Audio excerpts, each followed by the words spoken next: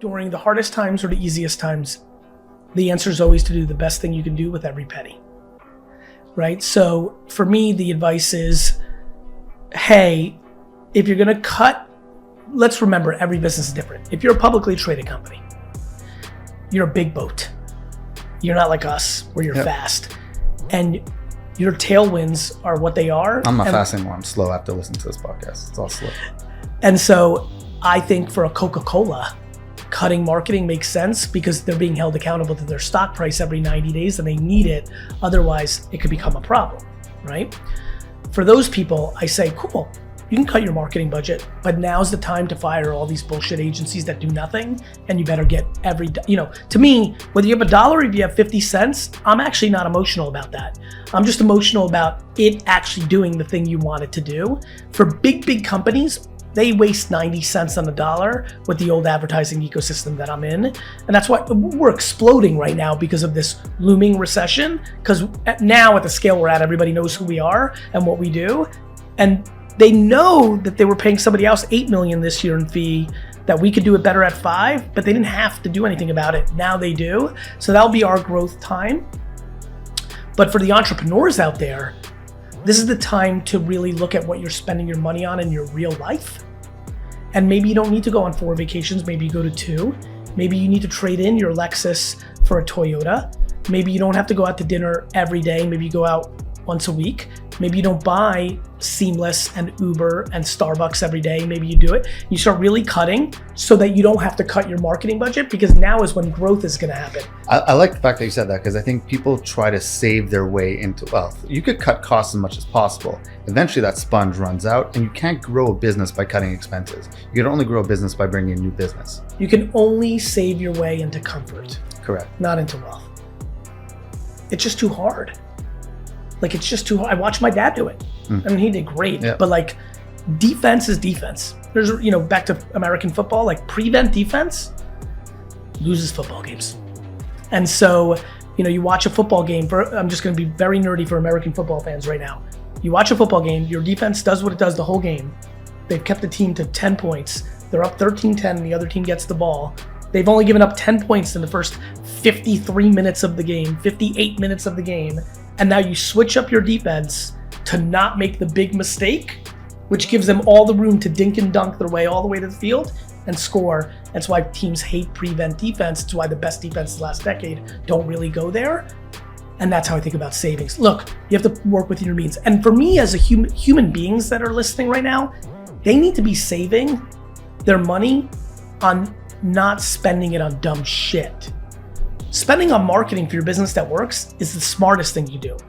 Spending your money personally on $5 coffees 17 times a week is how you spend. If you cut that to 3 and make your own coffee at home, it's how you fucking have the bucks to spend. That's why I always push savings is huge for entrepreneurs, but not go defense. It's don't spend money on things you don't need when it's harder. One of the great things for me is I put out unlimited content that 98 to 99% of the NFTs were going to zero. So it's nice to be right. Yeah. It's atrocious to be right when you know how many people are hurt on the other side. But that was greed and not playing with, if you lost, I lost an ungodly amount of money on the things, my current bags. A, I haven't sold yet. You only lose when you sell. 2, every one of those dollars were dollars that I could afford to lose. The people that are most bent out of shape, rightfully so, are the ones who spent money they couldn't afford to lose and didn't heed the call that 99 were going to zero. The problem is they have to be accountable. The content was out there. The reality was out there. What do I think is happening? The same thing that happened when the internet stock market crashed in 2000. Web3 is the biggest technology infrastructure we've seen since the internet, since mobile, since the iPhone. And NFTs are one of the most functional use cases in crypto, blockchain, Web3. And I think over the next decade, they will become omnipresent in our society. And I can't wait to watch it play out. I'll end with this, because you talked about it really quickly when we started. You were worried about saying certain stuff about parenting, and you brought up cancel. You may rub some people the wrong way. You know that. You're very vocal about it. What are your thoughts about cancel culture? And are you worried, like you're nothing like him, but like the Andrew Tate of what's going on in the world? Is that a good thing, or for that people are being blocked? Like, what are your thoughts about what's going on? And do you worry about it for yourself? I definitely don't worry about it for myself. I mean, I put out 50 pieces of content every day for the last, I rub people the wrong way because I put pressure on people's insecurities. I'm not out there tearing human beings down. Think about that. Yep. Like, I'm very worried about cancel culture because I think the left, the right, the masculine, the feminine, like I think everyone is spending 99% of their time tearing people down. I spend none of it. I rub people the wrong way because they think I'm too cocky. What they don't realize, it's their own insecurity that's deploying that on me. They're not listening to what I'm saying. They're looking at the way I say things because I'm a fucking very hyper East Coast. Or you're bringing out something in them that they're unhappy with. The reason it's inconceivable for me to ever get canceled. I don't have a fucking mean bone in my body. I'm competitive. Scrappy. I'm from the dirt. Don't fucking fuck. I got that in me. Yeah, but you could strike up the people who are like, this guy swears too much. This shouldn't be on social media. Let's take him down. By the way, if the world gets to a place where they decide that cursing is an incredibly bad thing for society, I would be canceled. And by the way, that's what gets people scared about platforms having the say in the way they do. I have a lot of empathy for platforms. I have a lot of empathy for people. From my standpoint, I think cancel culture is a real problem because everyone's doing it. I love when my Republican friends say, I hate your Democrat friends, they cancel everyone, and the second a Republican within the Republican Party says anything that doesn't fit for them, they cancel that person. And the fucking left, Democrats, cancel each other, they eat themselves within themselves.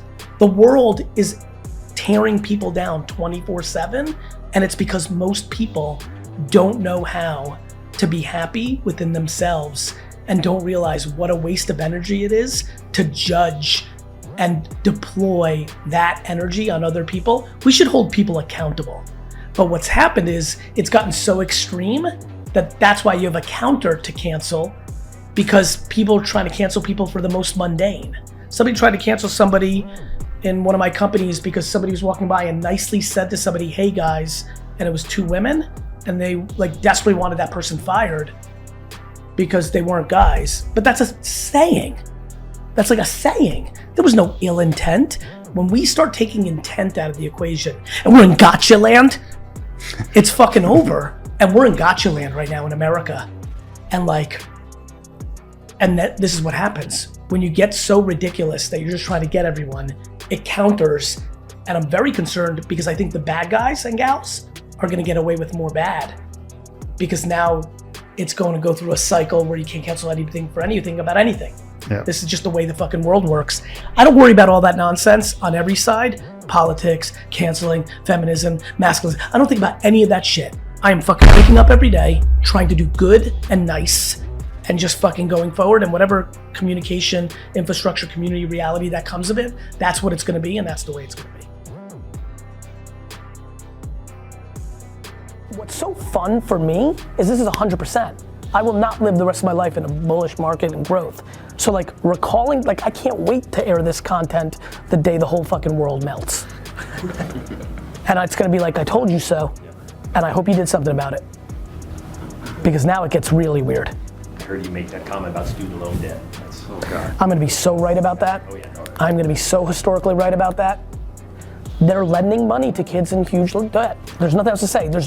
The banks are doing it again. Yeah. This time it's not bullshit mortgage, things you guys understand better. I understand packaging up horse shit and not having a true recognition, a true system. They're you guys probably in the younger set, you guys know, you have friends or acquaintances who are 180,000 in debt on 9% interest, are making 47,000 a year, and are buying expensive shit or have a new apartment. Dude, that's true. It's true. It's true. It's going to be so bad.